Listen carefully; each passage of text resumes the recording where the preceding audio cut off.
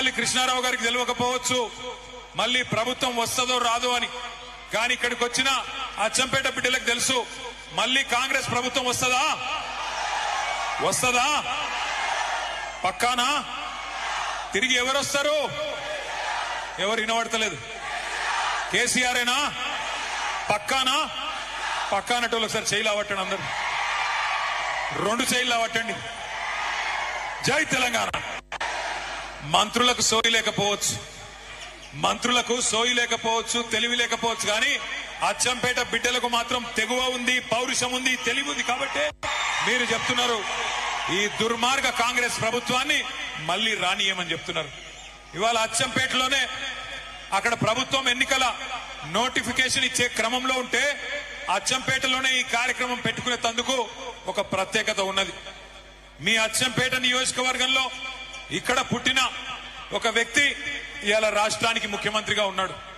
కొండారెడ్డిపల్లి నుంచి ఎవరైనా ఉన్నారా? ఇక్కడ కొండారెడ్డిపల్లెలు ఉన్నారా? ఎవరైనా ఉన్నారా?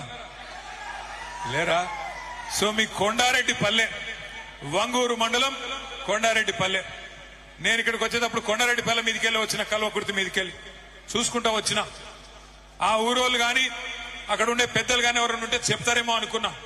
ఎందుకంటే రేవంత్ రెడ్డి గారు రోజుకొక తీరుగా మాట్లాడతాడు. ఆయన ఒకరోజు ఏం చెప్తాడు, నేను చాలా పేద రైతు కుటుంబం నుంచి వచ్చిన ఒక పేదవాడు, ఒక పేద రైతు బిడ్డ ముఖ్యమంత్రి అయితే కేసీఆర్ కు నచ్చుతలేదు, టీఆర్ఎస్ వాళ్ళకు నచ్చుతలేదు అని ఒకరోజు మాట్లాడతాడు.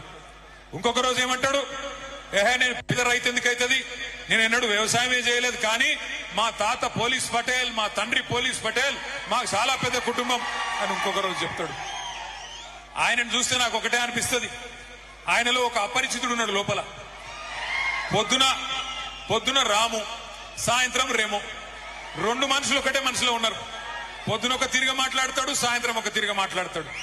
ఆయన మాట్లాడే మాటలు వింటే మాకే అర్థమైతలేదు ఏం చేయాలనో.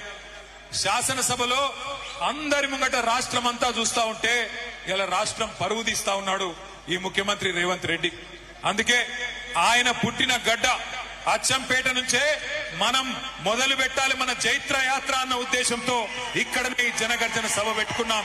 తప్పకుండా మిమ్మల్ని అందరినీ చూస్తుంటే నాకైతే నమ్మకం కలుగుతున్నది, స్థానిక సంస్థల ఎలక్షన్లలో కాంగ్రెస్ వాళ్ళు ఓటు అడగడానికి వస్తే తప్పకుండా వాళ్లకు మీరు ఏ బుద్ధి చెప్పాలో అది చెప్తారనే విశ్వాసం కూడా ఖచ్చితంగా కలుగుతా ఉన్నది. దయచేసి ఒక్క మాట ఆలోచించమని చెప్పి నేను కోరుతా ఉన్నా. నిన్న మొన్న అవతలి మొన్న వార్తలు వస్తా ఉన్నాయి, పక్కనే మనకు కర్ణాటక రాష్ట్రం ఉంటది. కర్ణాటక రాష్ట్రంలో కృష్ణానది మీద ఆల్మట్టి అనే ఒక డ్యామ్ ఉంటది.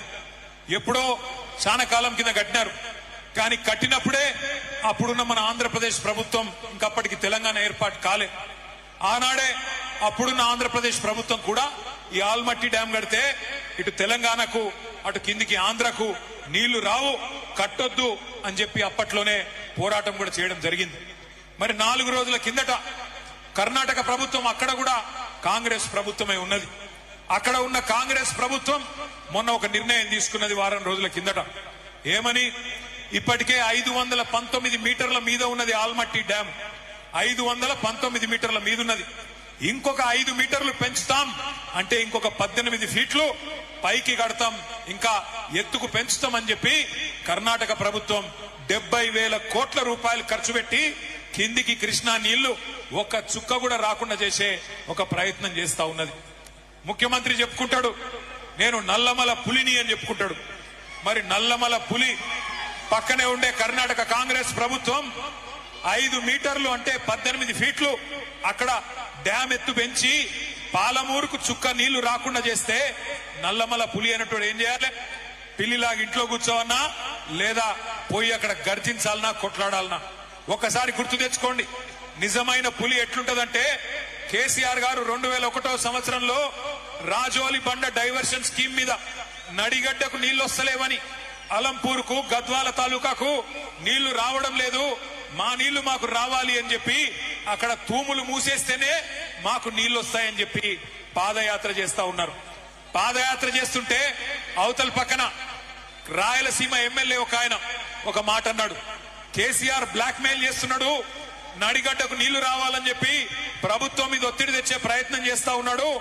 ఒకవేళ కేసీఆర్ బ్లాక్ మెయిల్ కు కనుక లొంగి తూములు కిందికి దించితే ఆ తూములని బాంబులతో బద్దలు కొడతామని చెప్పి ఒక రాయలసీమ ఎమ్మెల్యే చెప్పినాడు. చెప్తే కేసీఆర్ గారు ఏం చేసినారు తెలుసా? ఒక నిజమైన పులి ఏం చేస్తాడు? ఆయన ఒకటే మాట